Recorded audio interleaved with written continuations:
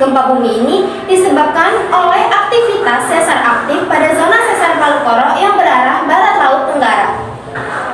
Pusat gempa berada di 80 km barat laut Kota Palu dengan kedalaman 10 km.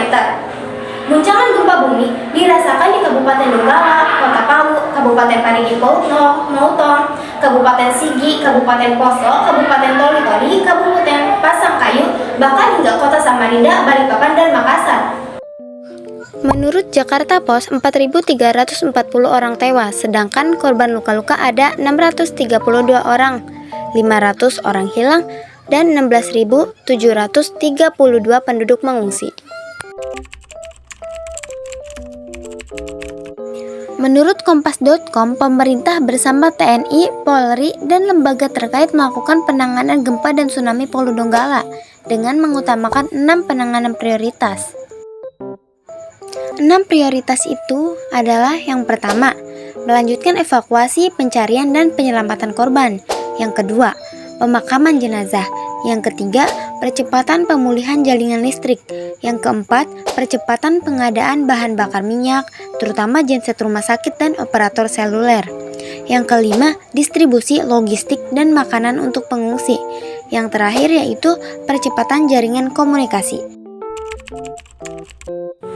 Kejadiannya tuh ketika saya sama teman-teman saya sedang makan di pesisir pantai. Terus gak lama kemudian itu ada guncangan hebat, dan saya pun melihat ke arah sana ada ombak yang tinggi sedang menghampiri saya. Saya pun langsung panik dan berlari ke lokasi tersebut.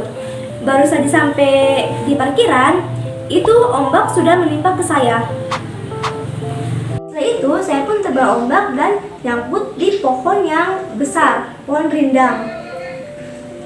Ketika saya hendak meminta tolong, itu guncangan masih saja terasa. Dan saya pun meminta tolong. Dan pada akhirnya ada bapak-bapak yang baik hati menolong saya.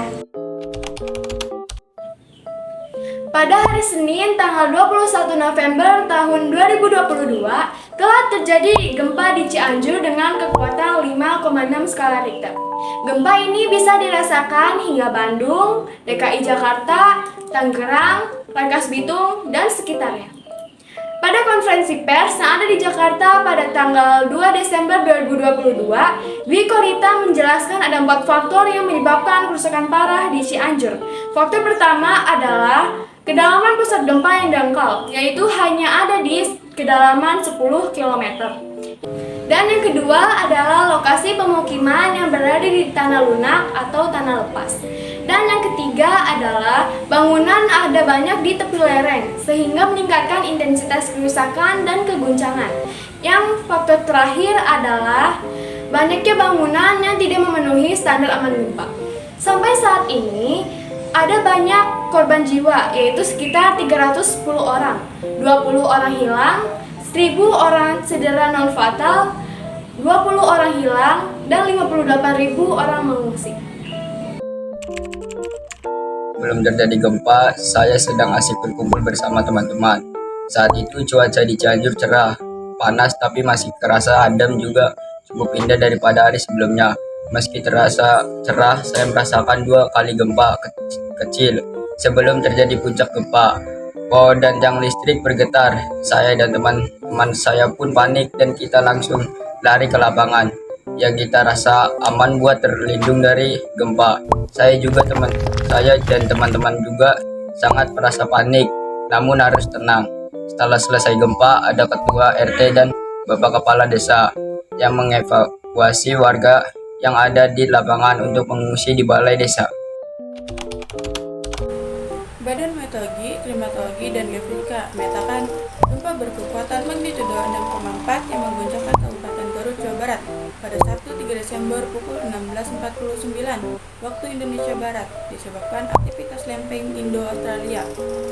Dengan memperhatikan lokasi epicenter dan kedalaman hiposenternya, gempa bumi yang terjadi merupakan jenis gempa bumi menengah akibat adanya aktivitas dalam lempeng Indo-Australia.